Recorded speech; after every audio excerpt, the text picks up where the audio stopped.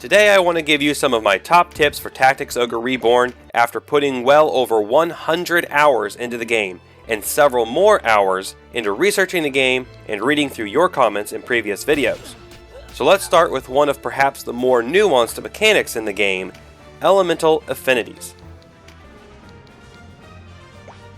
My first tip is to pay attention to these elemental affinities and use them correctly. So how do we do that? First off, before you go into a battle, take a second and use the scout option to look at the enemy units and see what their element types are. Typically, a majority of the enemy units will have one element type, while the rest will have a variety of 2 or 3 others. Use this information to select a team of your own that has at least 2 or 3 units that have the element that is strong versus the enemy team's dominant element. This simple change will allow you to increase your damage output as a unit who has Ice Affinity, for instance, against an enemy who has Wind Affinity will do more damage than normal no matter what attack you're using. This damage increase should be about 30%. The next point concerning elemental affinities is to equip your casters with magic that matches their affinity. Now, I've mentioned this in a previous video, but it bears repeating. I've done some more testing since then, and even if you are using a caster that is fire-based, let's say against a water-based enemy, using a fire spell will still do more damage coming from a fire mage than a lightning spell.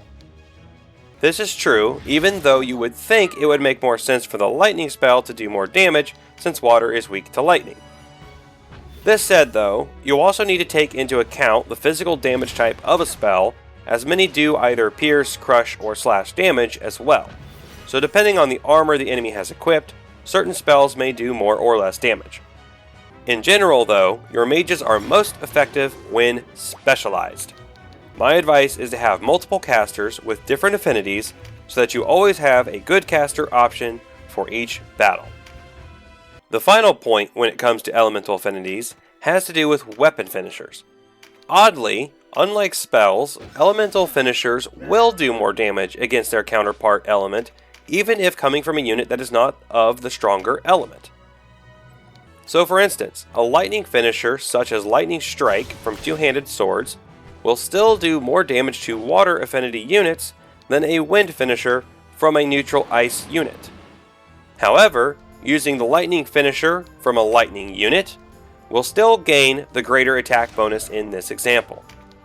I know this all sounds rather complicated, so the best advice I can give when it comes to finishers is to just select each one and target the enemy to see how much damage will be done. Do this with each of your finishers until you find the one that does the most damage. Generally speaking, this should be the finisher whose element is strong against the enemy's element, as it gains a 100% attack bonus in this case. Moving on now to my next tip, which is to use skills that reduce recovery time, or RT. Spells like Boon of Swiftness or skills like the White Knight's Velocity Shift are very powerful. This is because reducing recovery times on your units moves up their turns, giving them the opportunity to potentially go before several enemies that would have gone before them. Using these skills multiple times can result in you getting extra turns on your enemy, thus giving you better action economy. More turns equals more damage. It's as simple as that. A good strategy can be to use 2 or more White Knights in your party on each side of your team, so that when your velocity shift goes off, most of your team can gain the benefit. Using Boon of Swiftness can be good for giving your more powerful units extra speed and allowing them to attack more often, and thereby increase your overall damage output. And speaking of damage output, that brings me to the next tip. Keep your equipment updated.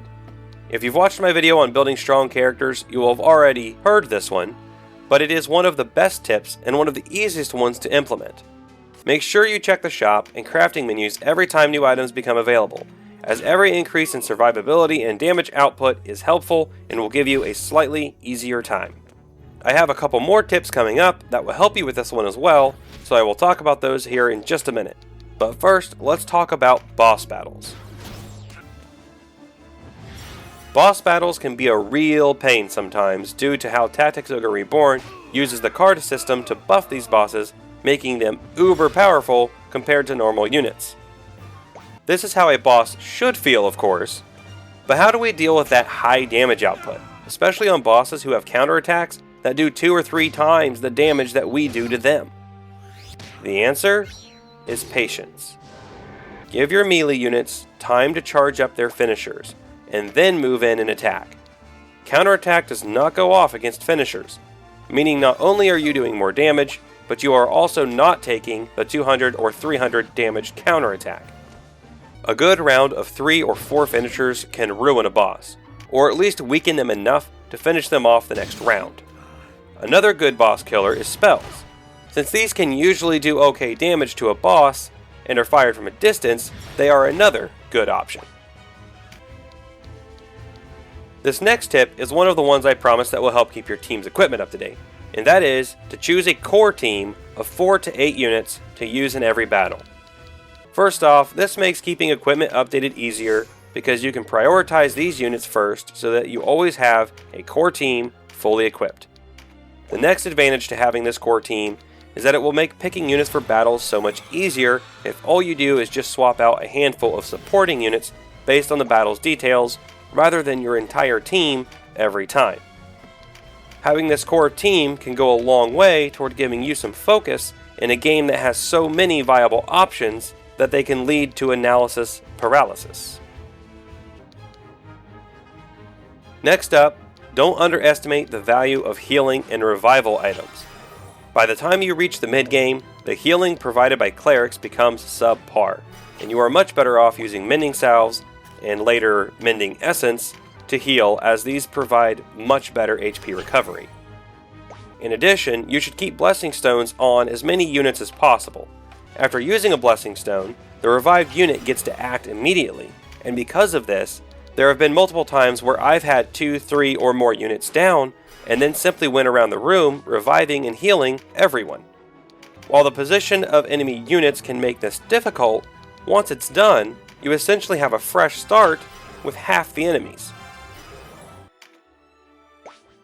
This next tip certainly isn't necessary to have a successful playthrough, but it does make it much more interesting. Make sure to take the time to recruit unique units like dragons, beasts, winged units, and the like. These units give you more options in how to approach battles and are just fun to use. Dragons are great tanks, griffins and winged units give you ridiculous mobility, and other units like lizardmen give you access to some unique classes like the hoplite. Recruiting and auctioning off dragons and beasts also unlocks unique items in the shop, and auctioning dragons in particular puts elemental orbs in the shop, which leads to recruiting Deneb once she starts appearing in Chapter 4. So don't miss out on these opportunities. The next tip is the second of the tips I mentioned that would help with getting the best equipment for your units: the infinite goth trick. Many say that this is a bug, but I don't know about that. As of the recording of this video, this trick still works, and the game has been out for over 2 months. Though I could be wrong, and maybe this will get patched out soon. But as of right now, it still works. So as soon as you get the Way of the Genji's recipe from defeating Darza at Quadriga Fortress in Chapter 2, you can make millions of goth in just a couple of minutes. How do we do this? Well, it's as simple as going to the nearest town, opening the shop, and then crafting as many Petrodart blowguns as you can. Then you sell them back to the shop, which you can do for double what it costs to craft them. Rinse and repeat as many times as you like. This money can then be used to equip your units and buy all the healing items you will ever need. This obviously makes the game a little easier and could be considered cheating. But you can do the same thing by farming the Farampa Wildwood for hours upon hours. So it's up to you how long you want it to take to afford all that equipment.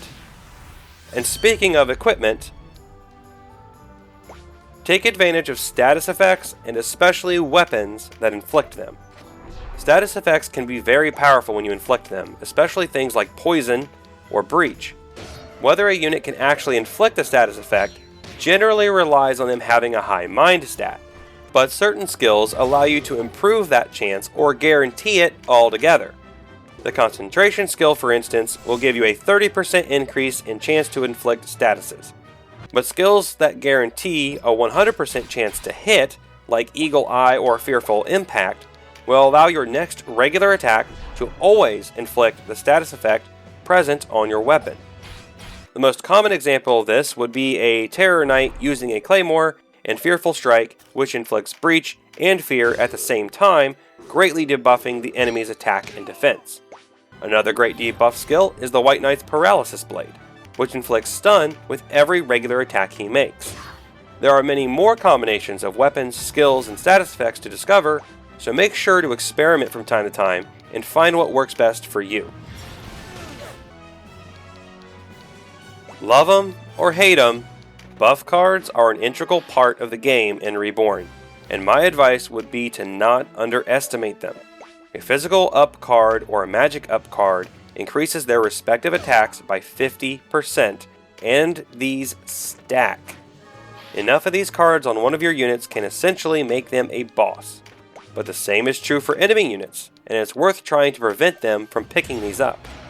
The auto skill cards too are really good for a unit who has strong auto skills, like the White Knight with Velocity Shift, or the Swordsman with Mighty Strike and Preempt. Pick up a couple auto skill cards, and these guys will use these skills pretty much every turn. Finally, the MP cards can be good to get your MP back a little faster, but I generally consider these the lowest priority for buffing my units. So even if you don't want to use these cards, at least try to prevent the enemy from getting their hands on them, or you could be in for a much tougher fight. Now for just a couple quick bonus tips. First up, did you know that archers can actually shoot farther than the highlighted spaces when you have an attack selected? The damage appears to be reduced at these farther ranges, but if your archer is on higher ground than your target, your damage is increased. This means that even at extended range, your archer can still do standard damage. The second bonus tip has to do with recruiting. The distance you attempt to recruit from matters. The farther away you are from the unit you are trying to recruit, the less your chance for success. Always move directly adjacent to the unit you want to recruit and have it at 10% or less health before you use a recruit skill. This will give you the highest chance for success. And now to help my chance for success, if this video is interesting or helped you out, please like the video and comment on some of your best tips and tricks you've picked up while playing. If you're a new player, feel free to reach out in the comments with any questions and I will do my best to help you answer them. Thank you so much for watching, have a great day, and keep on gaming.